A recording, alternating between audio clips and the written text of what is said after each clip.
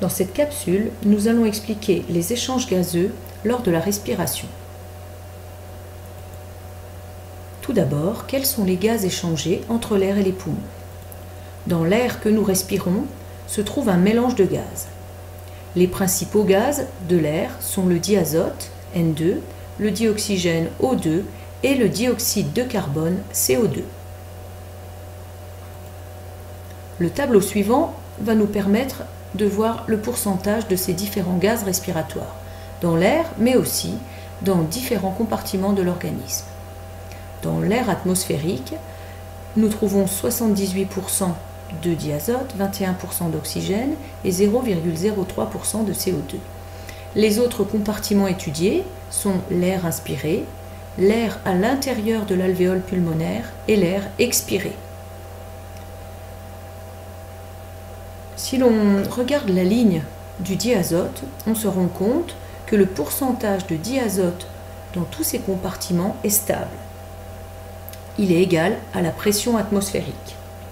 En revanche, si l'on regarde les valeurs correspondant au dioxygène et au dioxyde de carbone, nous voyons que ces valeurs sont différentes selon les compartiments considérés. On peut en conclure que le diazote ne participe pas aux échanges respiratoires, mais que O2 et CO2 sont des gaz échangés entre les différents compartiments au cours de la respiration, et ce sont les seuls gaz échangés. Voyons maintenant quelles sont les caractéristiques de la diffusion des gaz qui permettent les échanges respiratoires entre l'air et le sang. Pour cela, il faut considérer un phénomène chimique qui s'appelle la diffusion. La diffusion concerne un gaz lorsqu'il est inégalement réparti entre deux compartiments, quand ces compartiments sont séparés par une barrière perméable, alors il se produit un mouvement naturel qu'on appelle la diffusion.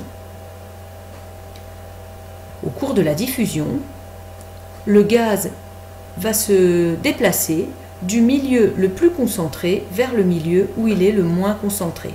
Par exemple ici, le dioxygène dissous est plus concentré dans le milieu 1 que dans le milieu 2. Il va donc se déplacer du milieu 1 vers le milieu 2. Le passage à travers la membrane est illustré dans la vidéo suivante.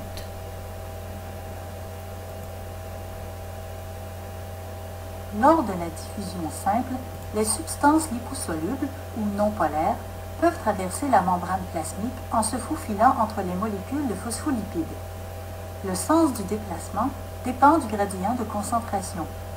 Les molécules se dirigent vers le lieu où la concentration est la plus faible. Ce processus ne requiert pas d'énergie.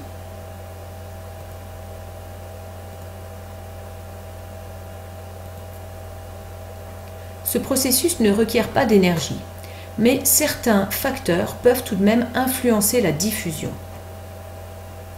Tout d'abord, comme les gaz sont en mélange dans l'air, la pression partielle de chaque gaz va jouer un rôle. Dans l'air atmosphérique, on peut dire que la pression dans l'atmosphère, la pression atmosphérique, est égale à la somme de la pression partielle en oxygène, plus la pression partielle en azote, plus la pression partielle en CO2. Donc c'est la pression partielle de chaque gaz et la pression partielle de chaque côté de la membrane qui va déterminer cette diffusion. Deuxièmement, la surface de contact entre les deux compartiments est importante. Plus cette surface est étendue, plus grande est la diffusion. Troisièmement, les propriétés de l'interface. Ces propriétés qui sont importantes ici, c'est l'épaisseur et la perméabilité de l'interface. En particulier, plus l'interface est fine et perméable, meilleure est la diffusion. Connaissant la diffusion et les facteurs qui peuvent l'influencer, on va maintenant pouvoir prédire le sens des échanges gazeux. Quel est le sens des échanges gazeux entre l'air, le sang et les tissus, puisque l'oxygène notamment doit parvenir jusque dans les tissus? Pour le prédire, il faut considérer les propriétés de chaque côté de la barrière. Nous nous trouvons ici au niveau de la barrière alvéolo-capillaire, c'est-à-dire la barrière entre l'alvéole pulmonaire et le capillaire sanguin. Ici est représenté l'alvéole pulmonaire et ici le capillaire sanguin. L'alvéole pulmonaire est rempli de gaz, tandis que le capillaire est rempli de sang. Entre les deux, on trouve une membrane perméable. Pour prédire le sens des échanges gazeux, il faut examiner les pressions partielles en oxygène et en CO2 de chaque côté de cette membrane. Ces pressions partielles sont de 104 mm de mercure pour le dioxygène et 40 mm de mercure pour le CO2. Alors ces millimètres de mercure, c'est une unité de pression. On l'écrit mmHg parce que Hg, c'est le symbole chimique de mercure. Et on le lit millimètres de mercure. Les pressions partielles de ces deux gaz sont différentes dans le capillaire sanguin. Voyons maintenant comment on va prédire les échanges.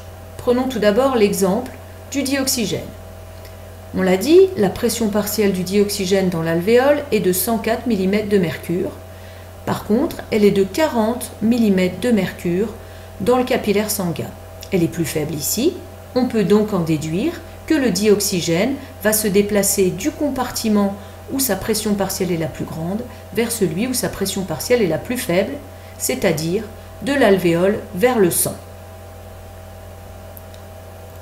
Voyons ce qu'il en est maintenant en considérant également le dioxyde de carbone. Cette fois-ci, la pression partielle en dioxyde de carbone est de 40 mm de mercure dans l'alvéole contre 45 dans le capillaire. Le dioxyde de carbone CO2 va donc se déplacer du milieu où la pression partielle est la plus forte, vers le milieu où la pression partielle est la plus faible, c'est-à-dire du sang vers l'alvéole. Il en est de même au niveau des tissus. Ici, on a le capillaire sanguin et les tissus. Les pressions partielles sont différentes. Pour le dioxygène, on a dans le sang une pression partielle de 40 mm de mercure. Elle n'est que de 30 mm de mercure dans le tissu. Le dioxygène va donc diffuser du sang vers le tissu. Au contraire, pour le CO2, elle est de 50 mm de mercure dans le tissu contre seulement 45 dans le sang. Le dioxyde de carbone va donc diffuser du tissu vers le sang.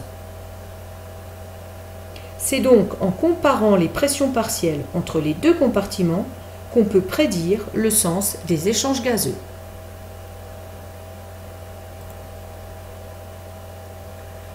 Voyons maintenant quel est l'essentiel à retenir de cette capsule. Tout d'abord, la diffusion des gaz se fait toujours du compartiment où la pression partielle est la plus forte vers celui où elle est la plus faible. Ensuite, les échanges gazeux respiratoires concernent uniquement le dioxygène et le dioxyde de carbone. Dans quel sens se font ces échanges? Pour le dioxygène, il diffuse de l'air alvéolaire vers le sang, puis du sang vers les tissus. Le dioxyde de carbone CO2, lui, diffuse des tissus vers le sang, puis du sang vers l'air alvéolaire.